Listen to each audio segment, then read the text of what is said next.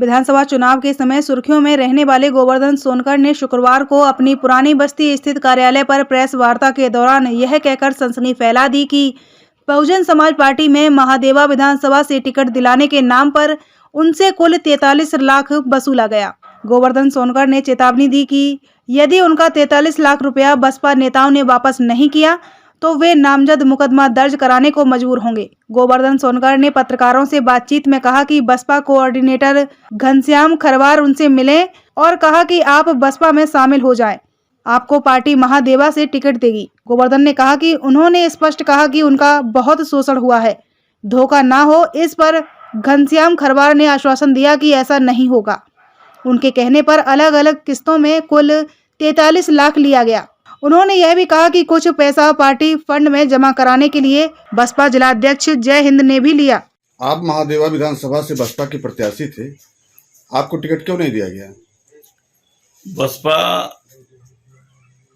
के जो कोऑर्डिनेटर हैं घनश्याम खरवार जी, आज 1.5-2 साल पहले जो है हमको हमारे घर से बुलवाया गया और ये कहा गया घनश्याम खरवार द्वारा कि आप बहुजन समाज पार्टी में आइए, आपको विधानसभा महादेवा से चुनाव लड़ाया जाएगा। हम उनकी बात को सुन करके हमने कहा साहब मेरा बहुत शोषण हुआ है, ऐसा ना हो फिर यहाँ पे मेरा शोषण हो। उन्होंने कहा नहीं, विश्वास दिला रहे हैं, बहुजन समाज पार्टी है, ये निर्बल गरीबों की पार्टी है, आपके साथ पूरा न्याय होगा, अन्याय नहीं होगा, आपको चुनाव लड़ाया जाएगा। उनकी बात सुन करके हरिशंकर चौधरी के घर पे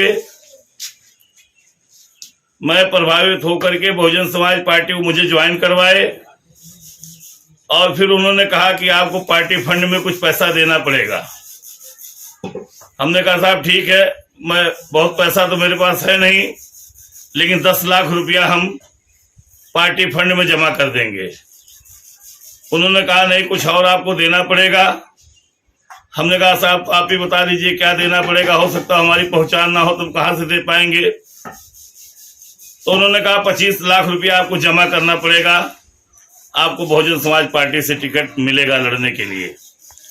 हमने कहा साहब ठीक है, हम 25 लाख रुपया जमा करेंगे। लाख रुपया हमारा घनश्याम खरवार जी एक बार जमा करवाए और 1 लाख रुपया फिर दोबारा गए बहन जी से मिलने के लिए, मुलाकात नहीं हुई, वो रुपया जय हिंद के माध्यम से 1 लाख रुपया जिलाध्यक्ष ने जमा करवाया। आपने अब तक कुल कितना पैसा दिया?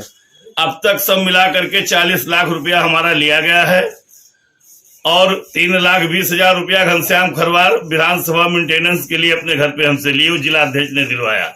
43,000 से ऊपर आप? जी 43 लाख जी। और कम से कम 25 लाख रुपया मेरा चुनाव प्रचार प्रसार में लगा था, जो कि मैं पार्टी के लिए कार्यरत था, मैंने काम किया, ये पैसा मुझे नहीं चाहिए। लेकिन जो चुनाव के नाम पे हमारा पैसा जमा करवाया था, हमको टिकट नहीं दिया गया है, तो उस पैसे की वापसी हमारी होनी चाहिए। आज लोकतंत्र में इस तरीके से जो लोग कर रहे हैं, आज लोकतंत्र में कुठाराघात लोग कर रहे हैं, संगठन बना के पार्टी बना करके एक संगठित रूप से ये लोग योजनाबद्ध तरीके से घनश्याम खरवार द्वारा पूरे प्रदेश में पूर्वांचल में संगठित होकर के गरीबों को, नौजवानों को, बेरोजगारों को शोषित करने के लिए, उनको जो राजनीति में थोड़ा सा उत्साहित लोग रहते हैं, उनको ये लोग ला करके उनकी जमीन जायदाद को बिचवा करके उनको ठगने का काम करते हैं। और 1-2 साल विधानसभा में चलाने के बाद में जो उनसे ज्यादा पैसा देते हैं, जो प्रभावशाली लोग रहते हैं, उनको हटा करके उनको उम्मीदवार बनवा दिया जाता है दूसरे को। वही स्थिति मेरे साथ आज हुई है। हमने अपनी एक दुकान साउ धर्मशाला के सामने 65 लाख का जो अपने बच्चों के लिए बनवाया था, 65 लाख की मैं दुकान बेच करके उसमें से मैं रुपया घनश्याम खरवार को ले जाके दिया और पार्टी कार्यालय पे वो हमको लेकर गए, पैसा दिए। उसके बाद हमको कह रहे हैं अपने लड़के को ला करके यहाँ पे, फिर लक्ष्मी खरवार को ला करके यहाँ विधानसभा में उन्होंने स्टैंड कर दिया और अपने कोऑर्डिनेटर होने के दम पे, पार्टी में पावरफुल होने के नाते हमारे टिकट को कटवा करके अपने बेटे को लड़ाने का वो काम कर रहे हैं। पूरे उत्तर प्रदेश में हर उम्मीदवार के साथ बहुजन समाज पार्टी के कोऑर्डिनेटर लोग इसी तरीके से काम कर रहे हैं। बहुजन समाज पार्टी हमारी बहुत अच्छी पार्टी थी, हमारी बहन जी जो है वो बहुत अच्छी थी, लेकिन आज प्रदेश के अंदर जितने भी लोग गलत कार्य पार्टी के खिलाफ किए हैं, ये सारे कोऑर्डिनेटर हैं जो संगठित होकर के ये अपराध करने का काम कर रहे हैं। इनके घर हजारों हजार करोड़ रुपया शोषित कर करके, शोषण कर करके, गरीबों का, अमीरों का पैसा लूट करके अपने घरों में भरे हुए हैं। मैं केंद्रीय जांच ब्यूरो से, मैं केंद्रीय एजेंसी से मांग करता हूं, आयकर विभाग से मांग करता हूं कि इनके संपत्तियों का जांच होना चाहिए। इनके पास हजारों हजार करोड़ रुपया कहां से आया, इनकी सरकार जांच करे। एक किसी आदमी के पास अगर 50 लाख, 60 लाख, 2 करोड़, 4 करोड़ निकल जा रहा है, उसके लिए सरकार जांच करवा रही है, उसके खिलाफ FIR हो रहा है। उन्होंने सरकार का पैसा चोरी किया है, उन्होंने आयकर विभाग का पैसा चोरी किया है, समाज का पैसा चोरी किया है। उनके खिलाफ आयकर विभाग का जांच होना चाहिए, उनके संपत्ति का जांच होना चाहिए।